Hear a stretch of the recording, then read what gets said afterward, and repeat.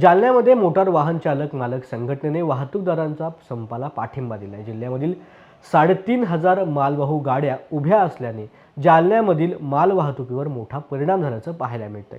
नवीन motor वाहन कायद्याला विरोध करण्यासाठी पेट्रोल डिझेल कंपनीचे ट्रक चालक यांनी देशव्यापी संपाचे हत्यार उपसले। या संपामुळे जालन्यामधील औद्योगिक वसाहतीमधील माल वाहतुकीवर परिणाम झाला असून माल वाहतूक ठप्प झाली।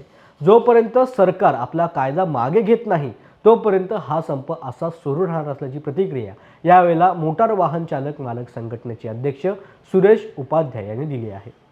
हे जे ड्रायव्हरवर नवीन कायदा लावलेला आहे शासनाने 10 वर्षाची ज्याला सजा द्यायला, त्याकरता आम्ही त्यांना ट्रान्सपोर्ट युनियनतर्फे जालना जिल्ह्यातर्फे ऑल इंडिया ट्रान्सपोर्ट असोसिएशन व महाराष्ट्र ट्रान्सपोर्ट असोसिएशन यांना आमचा ड्रायव्हरला विशेष करून ड्रायव्हरला आमच्या ट्रान्सपोर्ट असोसिएशनतर्फे त्यांना आमचा पाठिंबा आहे। सध्या आम्ही शांततेने 2,500 ते 3,000 ट्रक आम्ही आता सध्या आमच्या पार्किंगमध्ये सगळ्या ट्रान्सपोर्टचे जालना जिल्ह्याचे उभे आहेत। कालपासून ते गाड्या उभ्या आहे। आम्हाला टॅक्स चालू आहे, इन्शुरन्स चालू आहे। उलटं शासनाकडून आम्हाला अशी अपेक्षा होती का 50-50 वर्ष ड्रायव्हरी करून राहिले त्यांना पेन्शन मुद्द्यामध्ये काहीतरी पेन्शनचं रूप म्हणजे त्यांना पेन्शन भेटली पाहिजे शासनाकडून।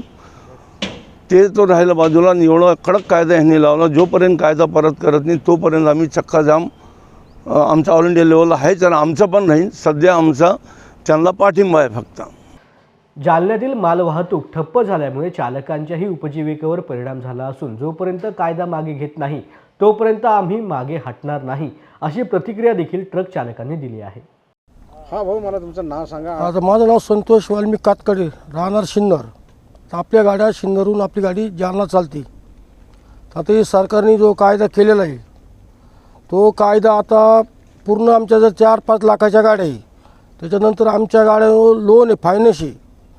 समजा आता आमच्या जर परिस्थिती मापाने एखादा आम्हाला येऊन अभ्यास एखादा येऊन ठोकला तर तो त्याला ड्रायव्हर जबाबदार थोडा राहणार आहे। उलटी सरकार म्हणून राहिले की वहिनीला तिकडे घेऊन जा, तर आम्ही घेऊन जाऊ शकतो, पण त्याच्यात पब्लिक जर आम्हाला जिवंत मारू शकते त्याचा विषय गंभीर होतो ना। त्याच्यामुळं तो प्रत्येकजण ड्रायव्हरमध्ये धंद्यामध्ये तो त्याच्या जीवासाठी प्रयत्न करून पोलीस स्टेशनचा रस्ता गाठवतो।